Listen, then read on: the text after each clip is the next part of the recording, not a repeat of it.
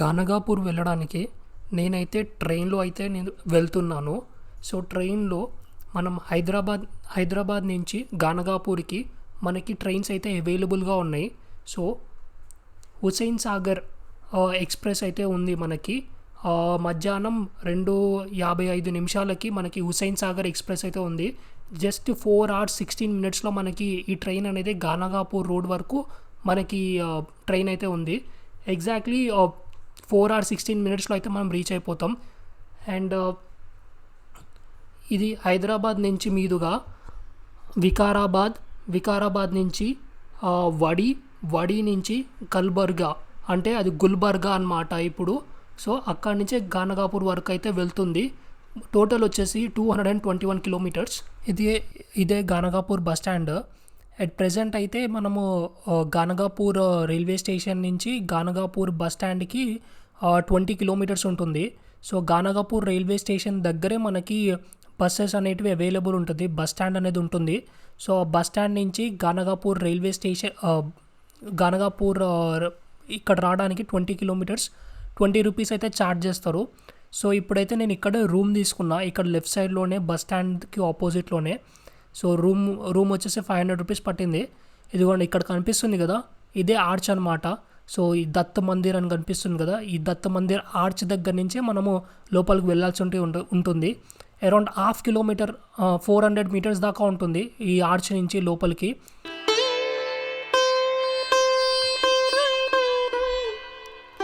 అది అండ్ ఏంటంటే ఈ దత్త మందిర్లో మీకు చెప్పడం మర్చిపోయాను, ఇక్కడ ఆత్మలు ప్రేతాత్మలు ఎవరికైతే ఇవి పడతాయో మనుషులకి, వాళ్ళు ఇక్కడ విడిపిస్తారనమాట. ఈ గానగాపూర్ దత్తాత్రేయ ఆలయంలో మనకి ఎవరికైతే ఆత్మలు కానీ లేదంటే ఆత్మలు అవన్నీ పడతాయి కదా, ఈ దయ్యాలు పట్టిన వాళ్ళని ఇక్కడ విడిపిస్తారనమాట.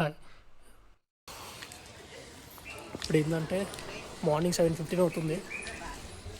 నిన్న నైటే రూమ్ తీసుకున్నా.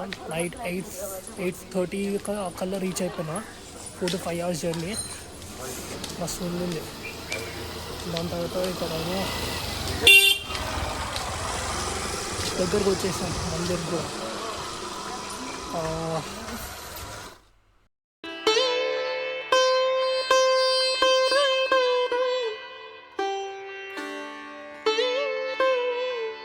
ఇది గుడి వచ్చేసి ఇక్కడ ఉంది, శ్రీ గురు దత్తాత్రేయ. ఇంకా గుడికి వెళ్ళిపోవాలి. సో ఇప్పుడైతే మనం టెంపుల్ హిస్టరీ గురించి అయితే మనం తెలుసుకుందాం. ఒకసారి ముగ్గురు అమ్మవార్లు, లక్ష్మీదేవి, పార్వతీమాత, అలాగే సరస్వతీమాత. సో వాళ్ళ ముగ్గురులో ఒక డిస్కషన్ జరిగింది. ఏ డిస్కషన్ జరిగింది? మన ముగ్గురులో పతివ్రత ఎవరు గొప్ప పతివ్రత అని చెప్పి ఒక డిస్కషన్ జరిగింది. ఆ డిస్కషన్లో అత్రి మహర్షి అనే ఒక మహర్షి ఉండేవారు. ఆ అత్రి మహర్షి అనే మహర్షి దగ్గర ఆమె వైఫ్ ఉంటుండే. ఆమె వైఫ్ పేరు అనసూయ మాత పతివ్రత అని తేలిందనమాట. అది విన్న లక్ష్మి, పార్వతి, సరస్వతి మాత అనసూయను పరీక్షించమంటూ తమ భర్తలను కోరారు. దాంతో అత్రి ఆశ్రమంలో లేని సమయం చూసి త్రిమూర్తులు బ్రహ్మ, విష్ణువు, మహేశ్వరుడు అంటే శివుడు, వీళ్ళు ముగ్గురు అతిథులుగా వచ్చి భోజనం పెట్టమంటూ అనసూయ మాతను అడిగారనమాట. ఆమె అందుకు అంగీకరించగానే మీరు నగ్నంగా వడ్డిస్తేనే మేము భుజిస్తామని చెప్పి షరతు పెట్టడంతో సందిగ్ధతకు లోనైన అనసూయ మాత అతిథులను సామాన్యులు కారని అర్థం చేసుకొని ఆ ముగ్గురిని తన పిల్లలుగా భావించి భోజనం పెట్టేందుకు సిద్ధమైందట. దాంతో త్రిమూర్తులు పసిపిల్లలుగా మారిపోయి ఆతిథ్యం తీసుకున్నారు. కాసేపటికి ఆశ్రమానికి వచ్చిన అత్రి మహర్షి భార్య ద్వారా జరిగింది విని ఆ ముగ్గురిని పూజించడంతో త్రిమూర్తులు నిజరూపంలోకి మారిపోయి ఆ దంపతులను అనుగ్రహించారట. అలా త్రిమూర్తులే దత్తాత్రేయుడి రూపంలో అత్రి దంపతులకు జన్మించారు. ఆ స్వామే కలియుగంలో నరసింహ సరస్వతిగా అవతరించాడని కథనం. అలా పుట్టిన నరసింహ సరస్వతి కాశీకి వెళ్ళి కృష్ణ సరస్వతి అనే స్వామి దగ్గర సన్యాస దీక్షను చేపట్టి ఆ తరువాత తీర్థయాత్రలు చేస్తూ కర్ణాటక రాష్ట్రంలోని గానగాపూర్లోనూ 23 సంవత్సరాలు ఉన్నాడు.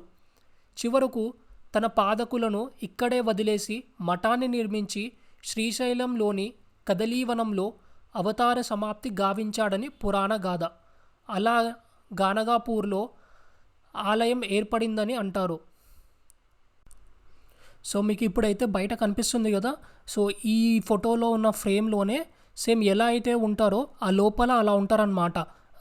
ఈ ముగ్గురు బ్రహ్మ విష్ణువు మహేశ్వరు వీళ్ళు ముగ్గురే దత్తాత్రేయ స్వామి వారు అనమాట. సో వీళ్ళు ముగ్గురు అయితే ఎలా ఉన్నారో ఈ గుడి లోపల ఆ మందిరంలో అలా ఉంటారనమాట. గర్భగుడికి అసలు మనం ఎవ్వరూ వెళ్ళలేము. దాంతోపాటు ఏంటంటే ఇక్కడ మనం అందరం ఎవరైనా సరే కింద వంగి చూడాలి. ఒక చిన్న గుహలో ఉన్నట్టు ఉంటారనమాట వీళ్ళు ఈ గుడి. అలాగే ఈ మూర్తులు ముందన ఒక పాదకులు ఉంటాయి. సో ఆ పాదకులు కూడా ఇంపార్టెంట్. దాని తర్వాత అవి కూడా దర్శించుకోవాలి. గురు దత్తాత్రేయులు వారికి అత్యంత ప్రీతికరమైన వృక్షం ఔదుంబర వృక్షం, మేడి చెట్టు అని తెలుగులో అంటారు. దత్తాత్రేయుల వారు ఎల్లప్పుడూ సూక్ష్మ రూపంలో సుప్రతిష్ఠితులై ఈ వృక్ష మూలమునందు సర్వదా ఉంటారని పైంగ్య బ్రాహ్మణుడు నందు వివరించబడినది. సో ఎట్ ప్రెజెంట్ అయితే నాది దర్శనం అయిపోయింది. ఎగ్జాక్ట్లీ 1 అవర్లో నా దర్శనం అయితే అయిపోయింది. దర్శనం అయిపోయి ఇక్కడ నేను 365 ఒత్తులు అని అంటారు కదా, సో ఆ 365 ఒత్తులు తీసుకున్నాను 50 రూపాయలకి.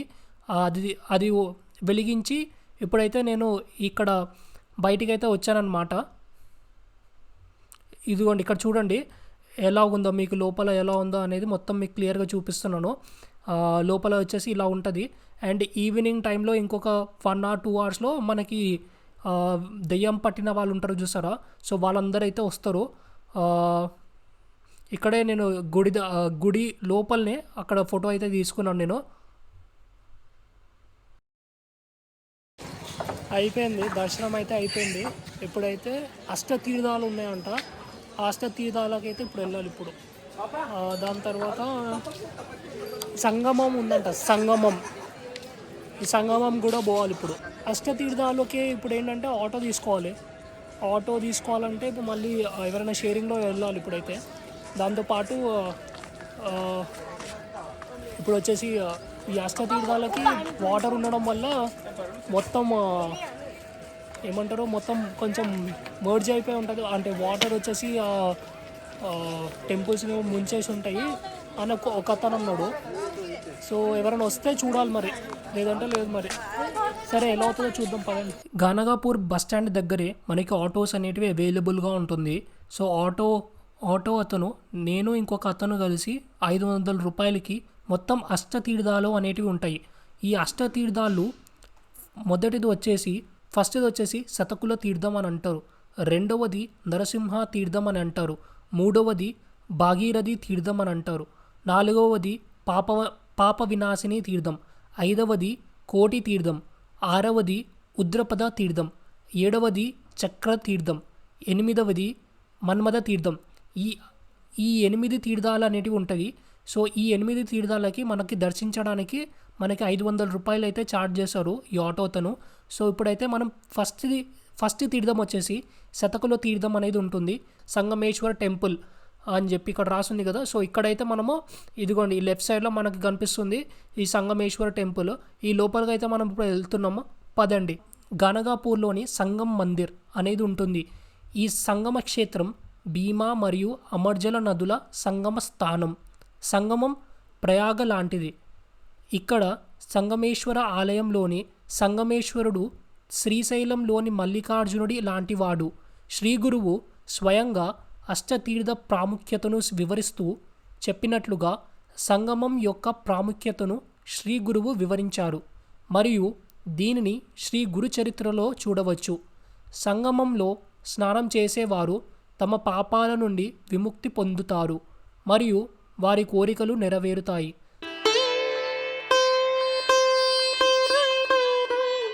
దీనిలో శ్రీ నరసింహ సరస్వతి స్వామి అనుష్ఠానం త్రిమూర్తి ప్రధాన ఆలయం. స్వామి యొక్క శిలపాదకులు ఇక్కడ ఉన్నాయి. అష్టతీర్థాలు. గానగాపూర్కి వచ్చే భక్తులు పెద్ద సంఖ్యలో అష్టతీర్థ స్నానాలు చేస్తారు. నరక చతుర్దశి దీపావళి రోజున అష్టతీర్థాల్లో చేసే స్నానం చాలా శక్తివంతమైనది.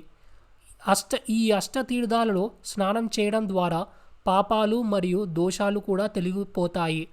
దీపావళి రోజున శ్రీ గురువు శిష్యుడితో మనం కుటుంబం మరియు పిల్లలతో త్రిశాలి 3 పవిత్ర స్థలాలు అంటే ప్రయాగ, కాశీ మరియు గయా వద్ద స్నానం చేస్తాము అని అన్నారు. శిష్యుడు ఇంత సుదీర్ఘ ప్రయాణానికి మనకు సన్నాహాలకు కొంత సమయం అవసరమని అన్నారు. శ్రీ గురువు ఈ పవిత్ర స్థలాలు సమీపంలో ఉన్నాయి కాబట్టి ప్రత్యేక తయారీ అవసరం లేదు అని చెప్పారు. అప్పుడు శ్రీ గురువు అందరినీ సంగమానికి తీసుకొని వెళ్ళి సంగమంలో స్నానం చేయమని అడుగుతారు. పురాణ చరిత్ర ఏంటంటే జలుంధర రాక్షసులు యుద్ధంలో ఉన్నారని పురాణ చరిత్ర ఉంది. ఇంద్రుడు శ్రీ శంకరుడు వద్దకు వెళ్ళి మనం రాక్షసులను చంపుతాము, కానీ వారి ప్రతి రక్తపు బొట్టు నుండి కొత్త రాక్షసులు పుడతారు మరియు వారు 3 లోకాలను వ్యాపించారు. వారు చాలామంది దేవతలను చంపారు అని చెప్పాడు.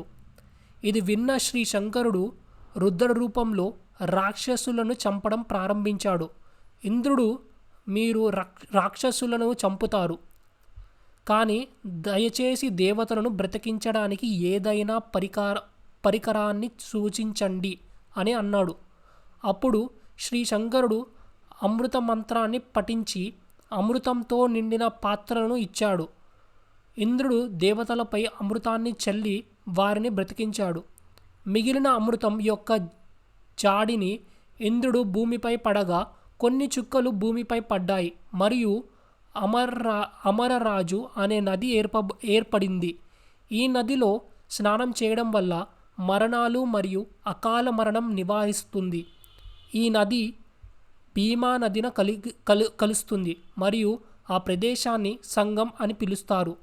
అందువల్ల సంగమ ప్రదేశం అనే పుణ్యప్రదమైన ప్రదేశం మరియు భక్తుల సంగమంలో తప్పకుండా స్నానం చేయాలని సూచించారు. ఫస్ట్ తీర్థం వచ్చేసి మనకి శతకుల తీర్థం అని అంటారు. భీమా అమర్జా సంగమం మరియు ఇది ప్రయాగలోని త్రివేణి సంగమం లాంటిది ఆయన చెప్పారు. ఇంద్రుని చేతుల నుండి పడిన అమృతం నుండి అమర్జా నది ఎలా ఉద్భవించిందో మరియు ఈ నదిలో స్నానం చేయడం వల్ల వ్యాధులు మరియు అకాల మరణాలు నివారిస్తుందని ఆయన చెప్పారు. ఇక్కడ వీడియోలో అయితే కనిపిస్తుంది కదా, మనకి మొత్తం 3 నదులు అనేటివి ఉన్నాయి. ఫస్ట్ వచ్చేసి అమర్జా, రెండోది భీమా, నెక్స్ట్ వచ్చేసి భగీరథి. సో ఈ మూడు నదులు ఏవైతే ఉన్నాయో ఈ 3 నదులు కలిసిన చోటే సంగమం అని అంటారు. రెండవ తీర్థం నరసింహస్వామి తీర్థం, రెండవ తీర్థం నృసింహ తీర్థం. ఈ తీర్థంలో స్నానం చేసి ఆ తరువాత సంగమేశ్వరుని పూజించడం వల్ల శ్రీశైల మల్లికార్జునుని పూజించినట్లే మరియు ఇది ఒక కోరికను నెరవేరుస్తుంది. ఈ తీర్థం సంగమం మందిరం ముందు ఉంటుంది.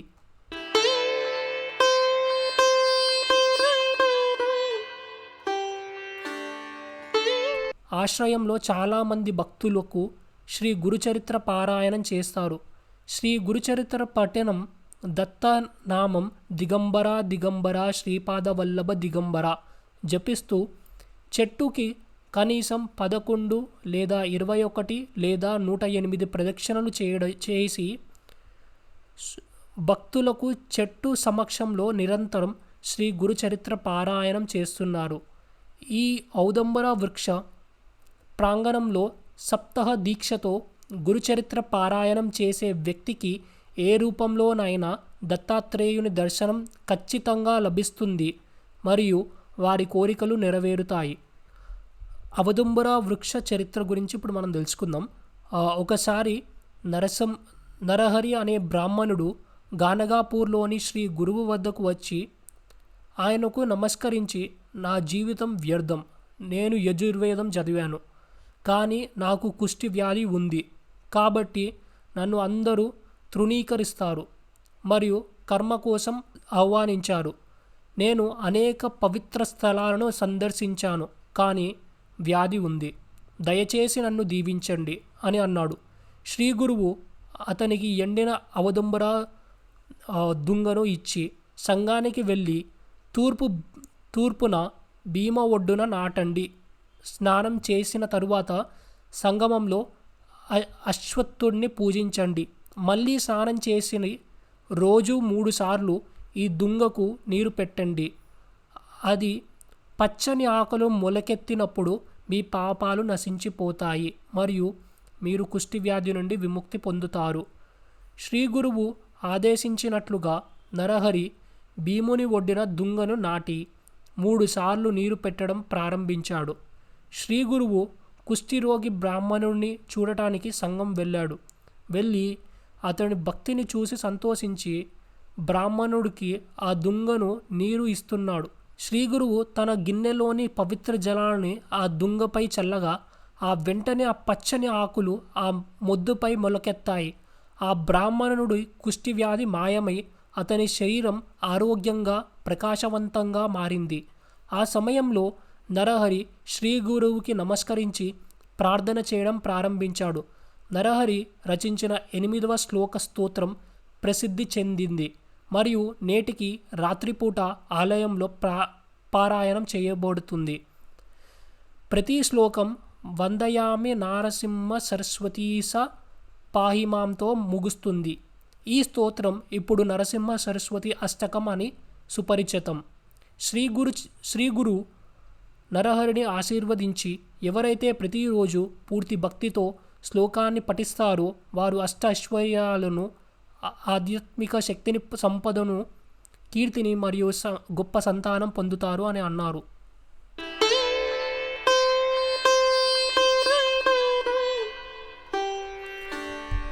విశ్రాంతి కట్ట. ఇది సంఘం వెళ్ళే దారిలో ఉన్న ప్రదేశం. శ్రీ గురువు సంఘం వెళ్ళేటప్పుడు మరియు తిరిగి వచ్చేటప్పుడు విశ్రాంతి తీసుకునే ప్రదేశం ఇది. కొరతలతో కూడా శ్రీ గురువు గొప్ప పంటల దిగుబడిని అనుగ్రహించే రైతు పొలంలో ఇది ఉంది మరియు శ్రీ గురువు చరిత్రలో యొక్క అధ్యాయం 48లో కూడా దీన్ని చూడవచ్చు. విశ్రాంతి కట్ట నుంచి ఇప్పుడు మనం 3వ తీర్థమైన భగీరథి తీర్థానికైతే వెళ్తున్నాం. సో ఈ భగీరథి తీర్థం నరసింహ తీర్థం నుంచి 2 కిలోమీటర్ దూరంలో ఉంటుంది. అలాగే నరసింహ తీర్థం నుంచి విశ్రాంతి కట్ట 1 కిలోమీటర్ ఉంటుంది. అలాగే విశ్రాంతి కట్ట నుంచి భగీరథి తీర్థం ఇంకో కిలోమీటర్ ఉంటుంది. సో మొత్తం 2 కిలోమీటర్ డిస్టెన్స్లో మనకి ఈ భగీరథి తీర్థం అనేది ఇప్పుడు మనకి కనిపిస్తుంది. సో ఈ భగీరథి తీర్థం గురించి ఇప్పుడు మనం తెలుసుకుందాం. ఈ తీర్థంలోని స్నానం కాశీలోని మణికర్ణిక కుండులోని స్నానం వలె పవిత్రమైనది. ఎందుకంటే ఒకప్పుడు భరద్వాజ గోత్రానికి చెందిన శివభక్తుడు బ్రాహ్మణుడు శివుడిని తన భక్తితో సంతోషపెట్టాడు మరియు శివుడు కనిపించినప్పుడు అతను ప్రతిరోజు మణికర్ణికలో స్నానం చేసి భగవంతుని దర్శనం చేసుకోవాలని కోరాడు. శివుడు దయతో ఇక్కడే ఒక కుండంని ఉద్భవించి అది ఇక్కడే భీమా నదిలో కలిసిపోయింది. అది భగీరథి తీర్థం. ఈ భగీరథి తీర్థాన్ని వారణాసి తీర్థం అని కూడా అంటారు.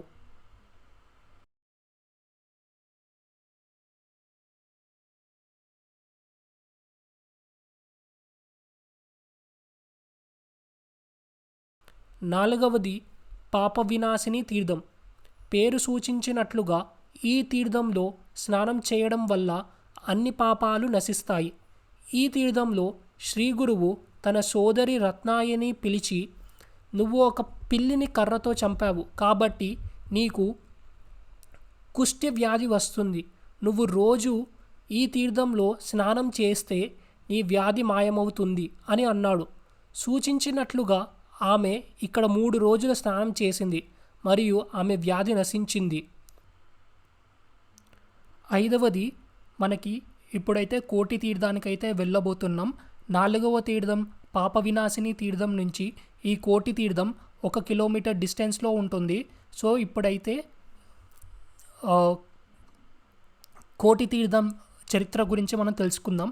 ఈ తీర్థంలో స్నానం చేయడం అంటే జంబూ ద్వీపంలోని అన్ని తీర్థాలలో స్నానం చేసినట్లే. సంక్రాంతి, గ్రహణం, పూర్ణిమ మరియు అమావాస్యలలో ఇక్కడ స్నానం చేసి దూడతో కూడిన ఆవును దాన ధర్మంగా ఇవ్వాలి. ఇక్కడ చేసే దాన ధర్మం కోటి దాన ధర్మానికి సమానం. ఇది దండవతే మహారాజ్ గణితానికి పూర్తిగా వ్యతిరేకం.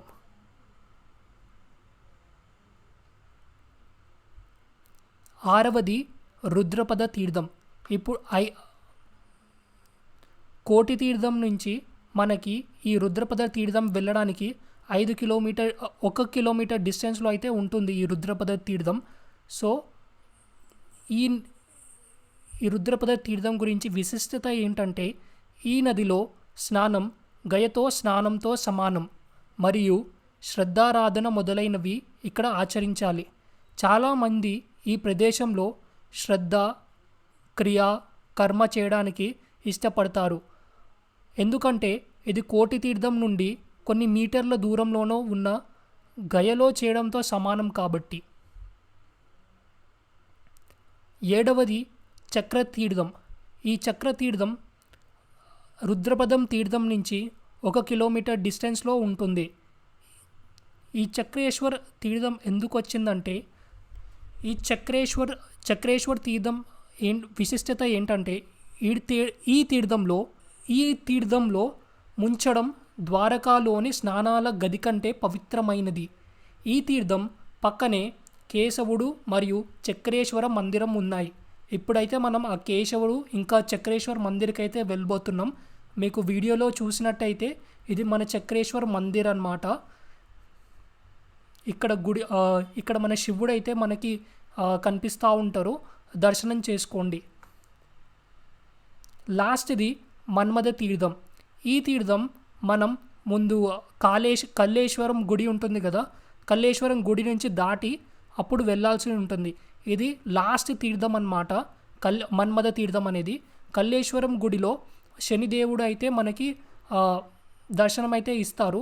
ఈ తీర్థంలో స్నానం చేసి ఆ తరువాత కల్లేశ్వరుని పూజించడం, గోకర్ణ తీర్థంలో స్నానం చేసి మహాబలేశ్వరుని పూజించినట్లే. గనగాపూర్కు వచ్చే భక్తులు పెద్ద సంఖ్యలో అష్టతీర్థ స్నానాలు చేస్తారు. నరక చతుర్దశి దీపావళి రోజున అష్టతీర్థాలలో స్నానం చాలా శక్తివంతమైనది. ఈ అష్టతీర్థాలలో స్నానం చేయడం ద్వారా పాపాలు మరియు దోషాలు కూడా తొలగిపోతాయి. ఇప్పుడు వచ్చేసి మనము కల్లేశ్వరం గుడికి అయితే వచ్చేసాము. ఈ ఫ్రంట్ నుంచి అయితే ఇలా ఉంటుంది ఈ కల్లేశ్వరం గుడి. సో ఇప్పుడైతే లోపలికి వచ్చేసాం.